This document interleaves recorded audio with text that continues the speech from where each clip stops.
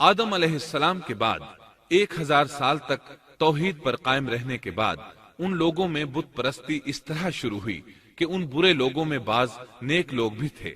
یہ برے لوگ ان نیک لوگوں سے بہت محبت کرتے تھے اور ان سے تقرب حاصل کرتے تھے، ان کی شان میں بہت مبالغہ کرتے تھے، جیسا کہ آج کل بعض لوگ علماء اور صالحین کی مدح سرائی میں زمین و آسمان کے قلابے ملاتے ہیں۔ یہی چیز بعد میں شرک کا ذریعہ بنی۔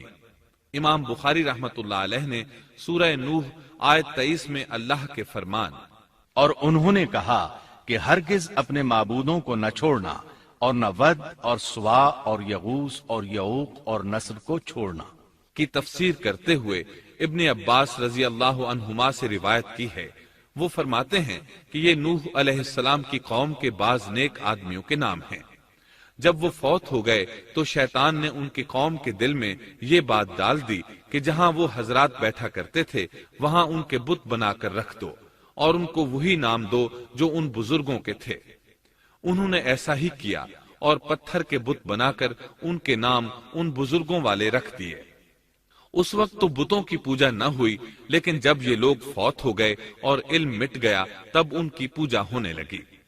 ابن عباس رضی اللہ عنہما فرماتے ہیں نوح علیہ السلام کی قوم کے یہی بت بعد میں عرب میں پوجے گئے، یعنی ان نیک بزرگوں کے بت بنا لیے گئے اور آہستہ آہستہ ان کی پوجا شروع کر دی گئی، اور سب لوگوں نے ایک اللہ کی عبادت سے انکار کر دیا۔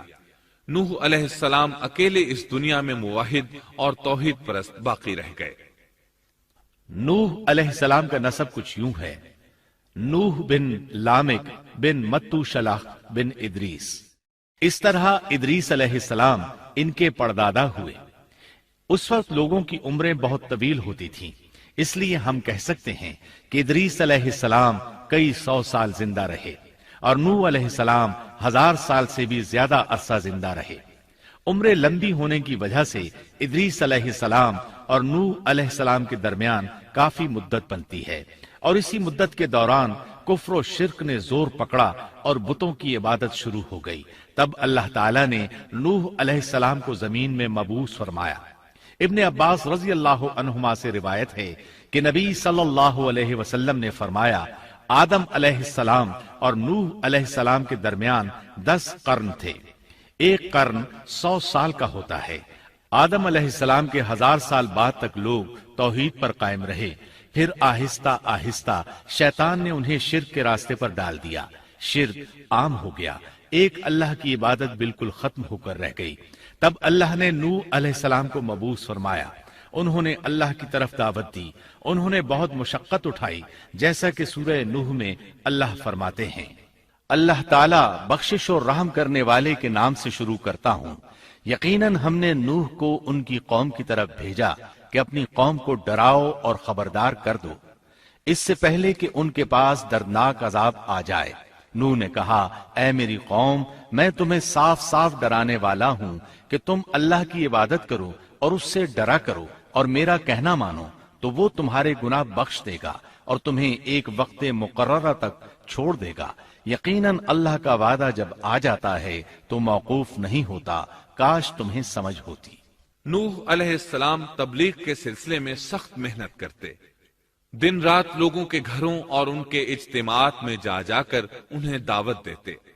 آپ انہیں اعلانیہ اور پوشیدہ طور پر دعوت دیتے، یہاں تک کہ دعوت دیتے دیتے انہیں 950 سال گزر گئے، لیکن سوائے چند لوگوں کے کوئی ایمان نہ لایا۔ تب انہوں نے اللہ سے دعا کی اے میرے اللہ، میں نے اپنی قوم کو دن رات تیری طرف بلایا، لیکن میرے بلانے سے یہ اور زیادہ بھاگنے لگے۔ انہوں نے اپنے کانوں میں انگلیاں ٹھونس لیں، اپنے اوپر کپڑے اوڑھ لیے اور کہنے لگے ہم تیری شکل دیکھنا نہیں چاہتے۔ میرے اللہ، یہ لوگ تیری باتیں سننا پسند نہیں کرتے۔ میں نے پھر بھی ان سے کہا اپنے مالک سے بخشش طلب کرو، وہ بڑا بخشنے والا ہے۔ اس وقت نوح علیہ السلام کی قوم میں ایک بادشاہ تھا، وہ بہت مغرور تھا۔ وہ قوم سے کہنے لگا نوح کی باتوں پر کان نہ دھرنا اور نہ اس سے بحث کرنا، یہ جو کرتا ہے اسے کرنے دو، تم اپنے بتوں کی پوجا پر ڈٹے رہو۔ چنانچہ لوگوں نے نوح علیہ السلام کی باتوں کی طرف سے کان بند کر لیے۔ अपने बादशाह की बात पर अमल करने लगे।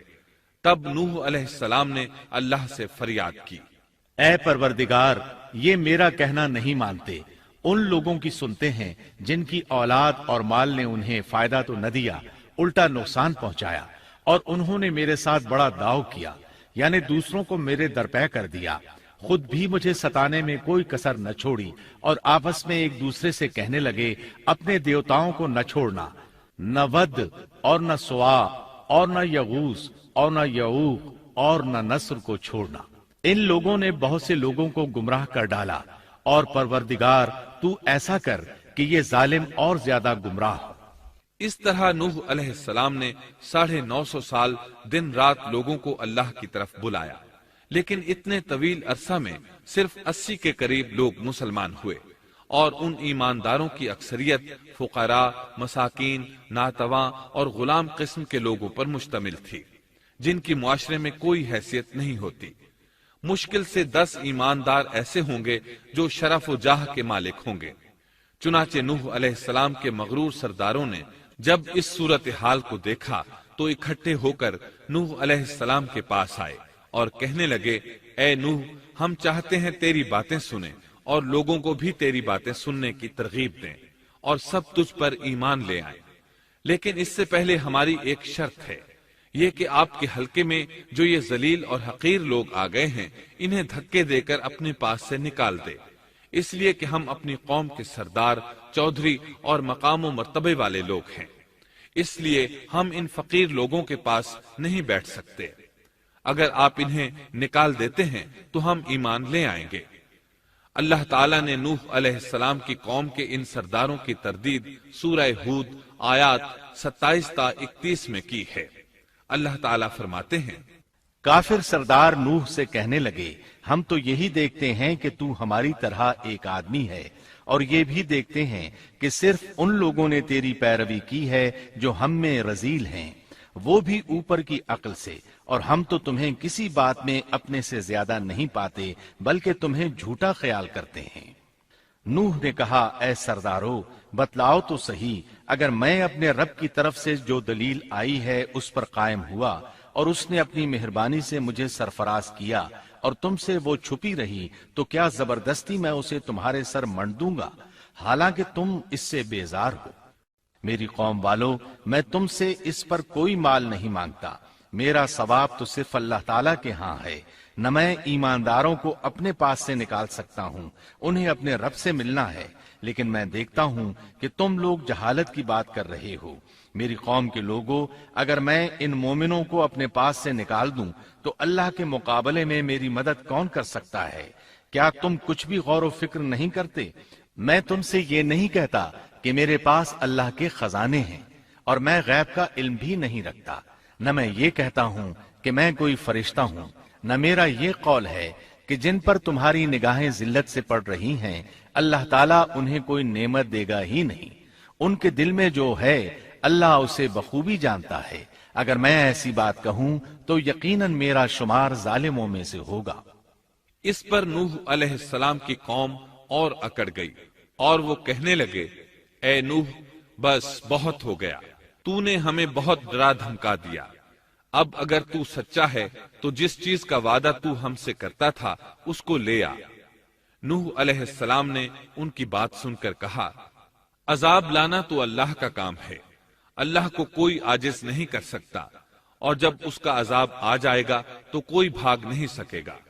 इसके बाद नूह अलैहिस्सलाम की कौम का उनसे आमना सामना हुआ तो उन्होंने उनसे कहा, ऐ मेरी कौम, अगर तुम पर यह गिरां गुजरता है कि मैं तुम में रहता हूँ और तुम्हें अल्लाह की बातें सुना रहा हूँ, तुम इससे चिढ़ते हो और मुझे नुकसान पहुंचाने के दरपे रहते हो, तो सुनो, मैं साफ कहता हूँ, मुझे तुम्हारा कोई खौफ नहीं, तुम्हारी कोई परवाह नहीं, तुमसे जो हो सके कर गुजरो, मेरा जो बिगाड़ सकते हो बिगाड़ लो, तुम अपने शरीकों और झूठे माबूदों को भी बुला लो और मिलजुल कर मशवरे करके बात खोलकर पूरी कुव्वत के साथ मुझ पर हमला करो। तुम्हें कसम है, तुम मेरा जो बिगाड़ सकते हो बिगाड़ लो, इसमें कोई कसर उठा न रखो, मुझे बिल्कुल मोहलत न दो, अचानक मुझे घेर लो, मैं बिल्कुल बेखौफ हूँ, इसलिए कि तुम्हारे रास्ते को मैं बातिल जानता हूँ, मैं हक पर हूँ, حق کا ساتھی اللہ ہوتا ہے، میرا بھروسہ اسی عظیم ذات پر ہے، مجھے اس کی قدرت کی بڑائی معلوم ہے۔ نوح علیہ السلام نے واضح الفاظ میں اپنی قوم کو چیلنج دیا، لیکن کسی میں طاقت نہ ہوئی کہ وہ نوح علیہ السلام کا مقابلہ کر سکے۔ چنانچہ کہنے لگے، اسے چھوڑ دو، یہ مجنون اور بے وقوف ہے، نعوذ باللہ۔ بہرحال معاملہ اسی طرز پر چلتا رہا، یہاں تک کہ سال ہر سال گزر گئے، لیکن کوئی مسلمان نہ ہوا۔ پھر پہاڑ پر رہنے والے لوگ روز بروز برائی میں ترقی کرتے چلے گئے، اور جو لوگ شروع میں ایمان لائے تھے ان کے علاوہ اور کوئی شخص ایمان نہ لایا۔ نوح علیہ السلام انہیں مسلسل دعوت دیتے رہے مگر بے اثر، یہاں تک کہ اللہ تعالیٰ نے نوح علیہ السلام کی طرف وحی کی کہ اب کوئی شخص ایمان نہیں لائے گا۔ اللہ تعالیٰ سورہ ہود میں فرماتے ہیں، نوح کی طرف وحی کی گئی کہ آپ کی قوم میں سے جو ایمان لا چکے ہیں ان کے سوا اور کوئی اب ایمان نہیں لائے گا، پس آپ ان کے کاموں پر غمگین نہ ہوں۔ مطلب یہ تھا کہ آپ غم نہ کریں، اللہ کا حکم اب پورا ہونے والا ہے۔ غور فرمائیں، نوح علیہ السلام کے جذبے کو دیکھیے، مسلسل 950 سال تک دعوت دیتے رہے، لوگ انہیں جھٹلاتے رہے، لیکن پھر بھی ان سے نا امید نہ ہوئے۔ اب جب کہ اللہ کی طرف سے وحی آ گئی کہ ان میں سے اور کوئی ایمان نہیں لائے گا اور کسی میں طاقت نہیں کہ انہیں ہدایت عطا فرمائے، تو نوح علیہ السلام نا امید ہو گئے اور انہوں نے اپنی قوم پر بد دعا کی۔ اس کا ذکر اللہ تعالیٰ نے سورہ نوح آیات 26 تا 28 میں کیا ہے۔ نوح نے کہا، اے میرے پروردگار، تو روئے زمین پر کسی کافر کو رہنے سہنے والا نہ چھوڑ، اگر تو انہیں چھوڑے گا تو یہ یقیناً تیرے اور بندوں کو بھی گمراہ کر دیں گے، اور ان کے ہاں جو اولاد ہوگی وہ بھی بدکار ناشکرے ہوں گے۔ اے میرے پروردگار، تو مجھے اور میرے ماں باپ کو اور جو بھی ایماندار ہو کر میرے گھر آئے اور تمام مومن مردوں اور عورتوں کو بخش دے، اور کافروں کو سوائے ہلاکت کے اور کچھ نہ دے۔ اللہ تعالیٰ فرماتے ہیں کہ جب نوح علیہ السلام نے ہمیں مدد کے لیے پکارا تو پھر ہم نے اس کی مدد کی اور اسے ایک بڑی کشتی بنانے کی وحی کی، لیکن نوح علیہ السلام نہیں جانتے تھے کہ وہ اتنی بڑی کشتی کیسے بنائے، اور نہ ہی وہ بڑھئی تھے کہ اس کام سے واقف ہوتے۔ اس لیے اللہ تعالیٰ نے ان کی طرف یہ وحی کی کہ ہماری آنکھوں کے سامنے اور ہماری وحی کے مطابق ایک کشتی تیار کرو۔ اللہ نے وحی کے ذریعے ان کی رہنمائی کی کہ وہ اس طرح کریں، اور مزید تعلیم کے لیے جبرائیل علیہ السلام کو بھیج دیا۔ وہ انہیں بتلاتے گئے کہ اس طرح کشتی تیار کرو۔ نوح علیہ السلام ایک پہاڑ پر رہتے تھے، ان کے ارد گرد درخت نہیں تھے، نہ پانی تھا، چنانچہ انہوں نے بہت سے درخت اگائے، پھر ان کو کاٹا اور پہاڑ پر بیٹھ کر کشتی تیار کرتے رہے۔ آپ بڑے بڑے تختے بناتے اور لوہا لاتے اور ان سے کیل تیار کرتے، پھر ان کیلوں کو تختوں میں ٹھوکتے، آپس میں ان تختوں کو ملاتے، یہاں تک کہ ایک بہت بڑی مضبوط اور دیو ہیکل کشتی تیار ہو گئی۔ ایک روایت کے مطابق نوح علیہ السلام نے اس کو 100 سال میں تیار کیا۔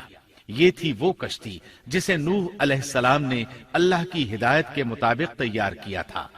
سورۃ القمر آیت 13 میں ارشاد ہوتا ہے، اور ہم نے نوح کو اس کشتی میں سوار کیا جو تختوں اور کیلوں سے بنی ہوئی تھی۔ نوح علیہ السلام نے دعوت کا کام چھوڑ دیا اور کشتی بنانے لگے۔ وہ لوگ جب انہیں کشتی بناتے دیکھتے تو ان کا مذاق اڑاتے، کہتے، نوح پہلے تو نبی تھا، اب بڑھئی بن گیا۔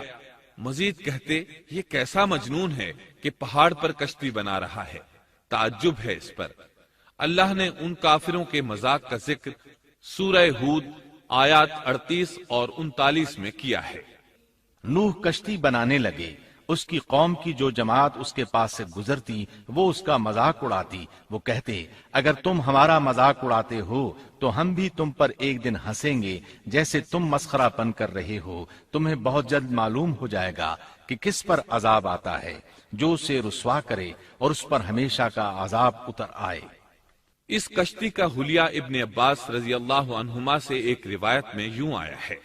وہ بیان کرتے ہیں کہ نوح علیہ السلام نے پہاڑ پر ایک کشتی تیار کی اور اسے تارکول سے لت پت کیا۔ اسی وقت سے تارکول کا ظہور ہوا۔ اس کشتی کا طول 300 گز، اونچائی 30 گز اور عرض 50 گز تھا۔ ایک اندازے کے مطابق اس کا طول 1 کلومیٹر سے زیادہ تھا، اور اس کی بلندی اور گہرائی کے بارے میں کہا گیا ہے کہ 30 ہاتھ تھی، اور یہ کشتی عام کشتیوں کی طرح اوپر سے کھلی ہوئی نہیں تھی، بلکہ جس طرح اس کو نیچے سے بند کیا گیا تھا اسی طرح اوپر سے بھی بند کیا گیا تھا، تاکہ اوپر سے جو بارش برسے وہ انہیں نقصان نہ دے، اور جس طرح نیچے والے غرق ہونے سے محفوظ رہیں اسی طرح اوپر والے بھی محفوظ رہیں۔ گویا وہ ایک گیند کی مانند تھی۔ اس میں الگ الگ 3 درجے بنائے گئے تھے، ہر درجے میں ایک دروازہ تھا، اور یہ 3 دروازے اس طرح تھے کہ ہر دروازے کے اوپر ایک دروازہ تھا۔ یہ اس کشتی کا حلیہ تھا، جس کے راوی ابن عباس رضی اللہ عنہما ہیں۔ یہ کشتی آج بھی موجود ہے۔ اللہ تعالیٰ نے اس کشتی کو بطور عبرت اور نشانی کے باقی رکھا ہے، جیسا کہ اللہ تعالیٰ فرماتے ہیں، اور بے شک ہم نے اس واقعے کو نشانی بنا کر باقی رکھا، پس ہے کوئی نصیحت حاصل کرنے والا۔ اس صدی میں علماء کے ایک گروہ نے اس کشتی کو ترکی کے ایک پہاڑ پر پا لیا ہے۔ اب وہ 2 ٹکڑوں میں تقسیم ہو چکی ہے۔ اس کا حلیہ وہی تھا جو بیان ہوا۔ اللہ کا فرمان سچا ثابت ہو گیا کہ ہم نے اس کو نشانی بنا کر باقی رکھا ہے۔ اس کے بعد طوفان آیا۔ اللہ تعالیٰ نے نوح علیہ السلام کو اس طوفان کے ظہور کی ایک نشانی اور علامت بتلائی تھی۔ نوح علیہ السلام کے گھر میں ایک تنور تھا۔ اللہ نے فرمایا، جب یہ تنور جوش مارنے لگے اور پانی اس سے ابلنے لگے تو سمجھ لینا اللہ کا وعدہ آ گیا۔ چنانچہ اس وقت مومنوں کو اور اپنے اہل و عیال کو اور زمین پر بسنے والے تمام جانوروں کا جوڑا جوڑا اس کشتی میں سوار کر لینا۔ تنور سے کیا مراد ہے، اس کے متعلق مفسرین میں اختلاف ہے۔ بعض کہتے ہیں کہ اس سے مراد ایک چشمہ ہے جو زمین سے نکلتا ہے، لیکن راجح روایات کے مطابق اس سے مراد معروف تنور ہے جس میں آگ جلا کر روٹیاں پکائی جاتی ہیں۔ یہ تنور نوح علیہ السلام کے گھر میں تھا، اور اسی کو اللہ نے طوفان کے آنے کی علامت بتایا اور فرمایا کہ جب یہ پھوٹ پڑے اس وقت ہر چیز کا جوڑا جوڑا کشتی پر سوار کر لینا۔ اللہ تعالیٰ سورہ ہود آیت 40 میں فرماتے ہیں، یہاں تک کہ جب ہمارا حکم آ پہنچا اور تنور ابلنے لگا، ہم نے کہا اس کشتی میں ہر قسم کے جوڑے دوہرے سوار کر لے، اور اپنے گھر کے لوگوں کو بھی سوائے ان کے جن پر پہلے سے بات پڑ چکی ہے، اور سب ایمان والوں کو بھی۔ اس کے ساتھ ایمان لانے والے بہت ہی کم تھے۔ کشتی میں سوار ہونے والوں کی تعداد 80 بتائی جاتی ہے۔ چنانچہ جب تنور جوش مارنے لگا تو نوح علیہ السلام کشتی میں سوار ہو گئے۔ کشتی ان کی بستی میں لوگوں سے دور پہاڑ پر تھی۔ اللہ کی قدرت کہ تمام قسم کے جانور بھی کشتی کے پاس آ گئے۔ نوح علیہ السلام نے انہیں بھی سوار کر لیا۔ اللہ تعالیٰ سورۃ القمر آیات 11 اور 12 میں فرماتے ہیں، پس ہم نے آسمان کے دروازوں کو زور کی بارش سے کھول دیا اور زمین کے چشموں کو جاری کر دیا، پس اس کام پر جو پانی مقرر کیا گیا تھا خوب جمع ہو گیا۔ آسمان سے نازل ہونے والا اور زمین سے نکلنے والا پانی کتنا تھا، اس کا اندازہ اللہ ہی کو ہے۔ بہرحال اس پانی نے زمین پر رہنے والے انسان، چوپائے، حیوانات، غرض ہر چیز کو غرق کر دیا۔ اس بارے میں اللہ فرماتے ہیں، نوح نے اپنی قوم سے تنگ آ کر ہمارے حضور دعا کی، ہم تو ہیں ہی بہترین طور پر دعاؤں کے قبول کرنے والے۔ فوراً ان کی دعا قبول کر لی اور اس تکلیف اور ایذا سے انہیں بچا لیا جو انہیں کفار سے روز مرہ پہنچ رہی تھی، اور ان کی اولاد کو ہم نے باقی رہنے والی بنا دیا، یعنی انہی کی اولاد سے پھر سے دنیا آباد ہوئی، کیونکہ صرف وہی لوگ بچے تھے جو کشتی پر سوار تھے، اور ہم نے ان کا ذکر خیر پچھلوں میں باقی رکھا۔ نوح علیہ السلام پر تمام جہانوں میں سلام ہو۔ ہم نیکی کرنے والوں کو اسی طرح بدلے دیتے ہیں، وہ ہمارے ایماندار بندوں میں سے تھا، پھر ہم نے باقی سب کو غرق کر دیا۔ اللہ مزید فرماتے ہیں، جب پانی میں طغیانی آ گئی تو اس وقت ہم نے تمہیں کشتی میں چڑھا لیا تاکہ اس کو تمہارے لیے نصیحت اور یادگار بنا دیں، تاکہ یاد رکھنے والے کان اس کو یاد رکھیں۔ یعنی پانی اتنا زیادہ ہو گیا کہ اس سے تمام شہر، بستیاں، انسان اور جانور غرق ہو گئے، یہاں تک کہ پانی بلند پہاڑوں سے بھی اونچا ہو گیا، اور اتنے بلند پانی پر یہ کشتی نوح علیہ السلام اور ان کے ساتھیوں کو اپنے دامن میں سمیٹے اللہ کے حکم سے اور اس کی حفاظت میں پہاڑ کی طرح رواں دواں تھی، ورنہ اتنے طوفانی پانی میں کشتی کی حیثیت ہی کیا ہوتی ہے۔ نوح علیہ السلام کشتی میں سوار ہوئے اور انہوں نے اپنے ساتھیوں کو حکم دیا کہ وہ یہ دعا پڑھیں، بسم اللہ مجریہا ومرساہا ان ربی لغفور رحیم۔ اللہ ہی کے نام سے اس کشتی کا چلنا اور ٹھہرنا ہے، یقیناً میرا پالنے والا بڑی بخشش اور رحم والا ہے۔ یہی اللہ کا حکم آپ کو تھا کہ جب تم اور تمہارے ساتھی ٹھیک طرح بیٹھ جاؤ تو کہنا، الحمد للہ الذی نجانا من القوم الظالمین وقل رب انزلنی منزلا مبارکا وانت خیر المنزلین۔ سب تعریف اللہ ہی کے لیے ہے جس نے ہمیں ظالم لوگوں سے نجات عطا فرمائی، اور کہنا کہ اے میرے رب مجھے بابرکت اتارنا اور تو ہی بہتر اتارنے والا ہے۔ اللہ تعالیٰ نوح علیہ السلام کو نصیحت کر رہے ہیں کہ اللہ آپ کو اور آپ کے اہل کو نجات عطا فرمائیں گے۔ کشتی میں نوح علیہ السلام کے کافر بیٹے کے علاوہ تمام گھر والے سوار تھے۔ آپ کے کافر بیٹے کا نام کنعان تھا، وہ ایک طرف کھڑا تھا۔ نوح علیہ السلام نے اسے پکارا، میرے بیٹے اس کشتی میں آ جا اور کافروں کا ساتھی نہ بن، لیکن اس بدبخت نے کہا، میں ابھی کسی پہاڑ کی چوٹی پر پناہ لے لوں گا جو مجھے اس پانی سے بچائے گی۔ نوح علیہ السلام نے کہا، آج اللہ کے حکم سے کوئی بچانے والا نہیں مگر وہی جس پر اللہ رحم کرے۔ باپ اور بیٹے کے درمیان یہ گفتگو جاری تھی کہ ایک طوفانی موج نے اسے اپنی زد میں لے لیا اور اسے غرق کر دیا۔ نوح علیہ السلام سے اللہ نے وعدہ کر رکھا تھا کہ اللہ تعالیٰ اس کے اہل کو نجات عطا فرمائے گا۔ چنانچہ جب آپ کی آنکھوں کے سامنے آپ کا بیٹا غرق ہو گیا تو وہ پکار اٹھے، اے اللہ، میرا بیٹا میرے گھر والوں میں سے تھا اور تو نے مجھ سے وعدہ کیا تھا کہ میرے گھر والوں کو نجات عطا فرمائے گا، اور تو تمام حاکموں سے بہتر حاکم ہے، لہذا ناممکن ہے کہ تیرا وعدہ پورا نہ ہو۔ واضح ہو کہ نوح علیہ السلام کا اپنے بیٹے کے بارے میں بات کرنا بطور استفسار تھا، بطور بحث نہیں تھا۔ آپ وضاحت چاہتے تھے۔ اللہ تعالیٰ نے فرمایا، اے نوح، وہ تیرے اہل سے نہیں تھا کیونکہ وہ کافر تھا۔ کفر نسب کو ختم کر دیتا ہے۔ ایک مومن کا دوسرے مومن سے تعلق ایک مسلمان بھائی کے کافر بھائی سے تعلق سے زیادہ بڑا ہے، اور حقیقی اخوت وہ ہے جس کی بنیاد ایمان پر ہو۔ کفر تو نسبی تعلق کو کاٹ دیتا ہے، اس لیے اللہ نے یہ نہیں فرمایا کہ وہ کافر ہے، بلکہ یہ فرمایا کہ وہ تیرے اہل سے نہیں ہے۔ ہمارے لیے بھی یہی حکم ہے، کسی مومن کا کافر کے ساتھ رشتہ نہیں ہو سکتا۔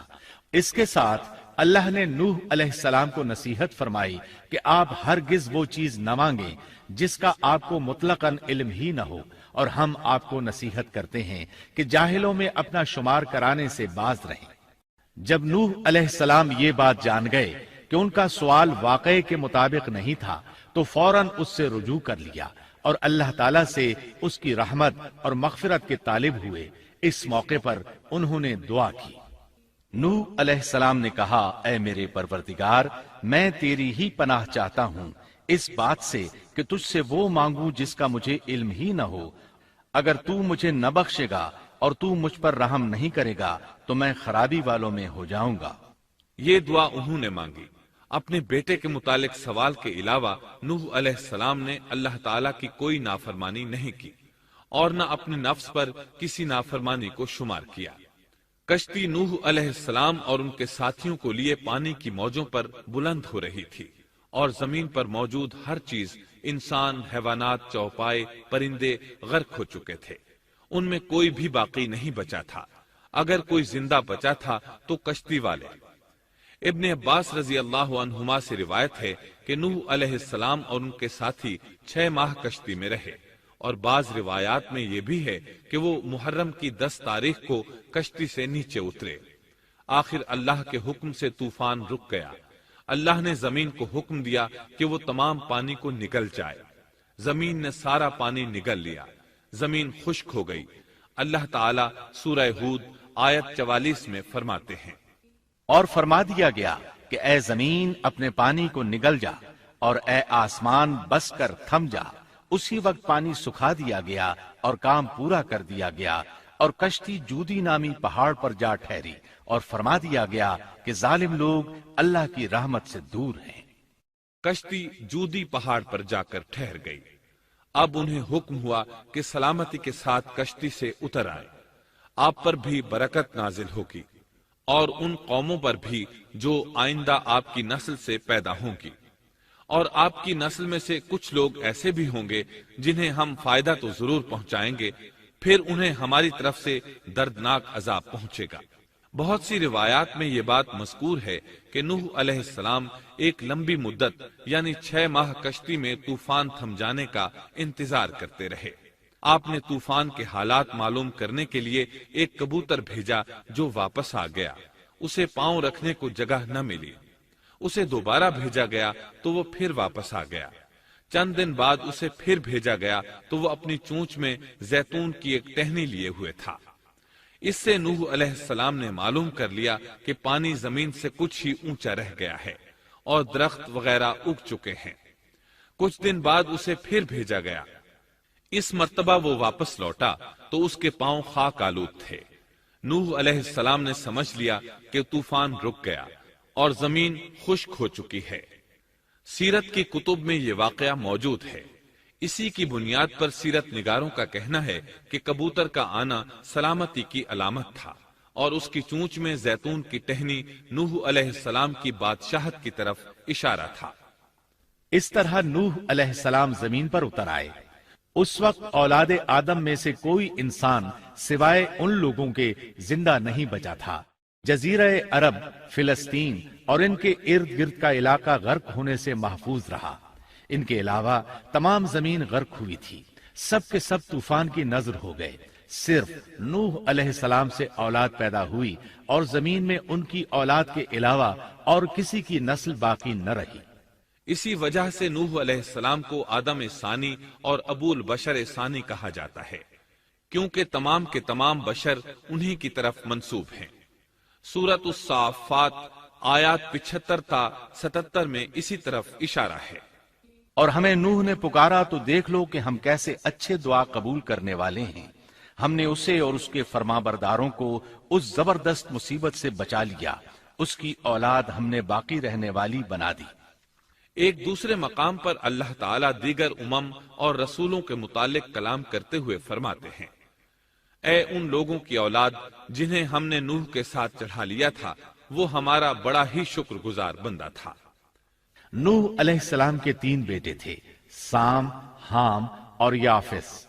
سام کی نسل زیادہ تر سفید رنگت کی تھی، اور بہت کم لوگ ان میں سیاہ فام تھے، البتہ کچھ ان میں گندمی تھے۔ حام کی اولاد کی اکثریت سیاہ فام تھی، ان میں بہت کم لوگ سفید رنگ کے تھے، اور یافس کی اولاد سرخی مائل رنگ کی تھی۔ عرب اور بنو اسرائیل سام کی اولاد ہیں، تمام حبش حام کی اولاد ہیں، ترک اور مشرقی ایشیا کے لوگ یافس کی اولاد ہیں۔ طوفان کے بعد نوح علیہ السلام اللہ کے بندوں میں 350 سال تک زندہ رہے، اور وہ اللہ کے قول عبدن شکورن کے مصداق تھے۔ پھر نوح علیہ السلام فوت ہو گئے۔ راجح ترین روایات کے مطابق آپ مکہ میں دفن ہوئے۔ ایک دوسری روایت کے مطابق آپ لبنان میں دفن ہوئے۔